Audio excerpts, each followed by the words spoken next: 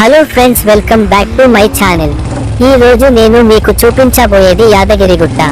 Friends, ఇది హైదరాబాదు నుండి వరంగల్ వెళ్ళు రహదారిలో 50 కిలోమీటర్లు దూరంలో ఉంది. ఫ్రెండ్స్, తెలంగాణలో పేరు పొందిన ఆధ్యాత్మిక పుణ్యక్షేత్రం యాదగిరి లక్ష్మీనరసింహస్వామి దేవస్థానం ఇక్కడ ఉంది. ఫ్రెండ్స్, పూర్వం యాద మహర్షి అనబడే ముని ఇచ్చట తపస్సు చేసి ఆ నారసింహుని దర్శనం పొందాడు. ఆ ముని కోరిక ప్రకారంగా ఈ కొండ యాదగిరి అని పిలువబడుతుంది. యాదాద్రికి సంబంధించిన కథకు మూలం వాల్మీకి రామాయణంలో ఉంది.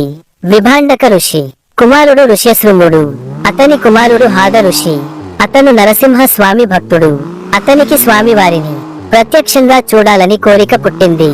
ఆంజనేయ స్వామి సలహా మేరకు తపస్సు చేయగా స్వామి ప్రత్యక్షమవుతాడు. ఆ ఉగ్ర నరసింహ మూర్తిని చూడలేక శాంత స్వరూపంతో కనిపించమని యాదర్శి కోరగా స్వామి వారు కరుణించి లక్ష్మి సమేతుడై దర్శనం ఇచ్చి ఏం కావాలో కోరుకోమంటే యాదర్శి స్వామి వారికి శాంతమూర్తి రూపంలోనే కొలువై కొండపై ఉండి పొమ్మని కోరాడు. ఆ విధంగా లక్ష్మీ నరసింహస్వామి కొండపై అలా కొలువై ఉండిపోయాడు. మెట్ల మార్గాన వెళ్తే శివాలయం కనబడుతుంది. ఇక్కడ శివుడు లక్ష్మీ నరసింహస్వామి కన్నా ముందు స్వయంభూగా వెలిశాడు. ఇంకో విశేషం, ఈ మెట్లు ఎక్కి స్వామిని సేవించిన వారి కీళ్ల నొప్పులు తగ్గుతాయని భక్తుల విశ్వాసం. యాదగిరి గుట్ట పుణ్యక్షేత్రములో 2 లక్ష్మీ నరసింహస్వామి ఆలయములు ఉన్నాయి.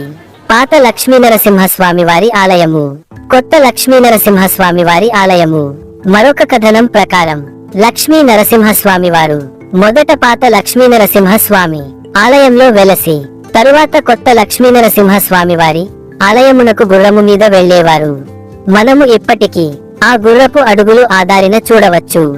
ఈ గుర్తులు పాత లక్ష్మీ నరసింహస్వామి వారి ఆలయం నుండి కొత్త లక్ష్మీ నరసింహస్వామి వారి ఆలయము వరకు ఉన్నాయి. పాత లక్ష్మీ నరసింహస్వామి ఆలయం నందు ఆంజనేయ స్వామి వారి ఆలయము కూడా ఉంది.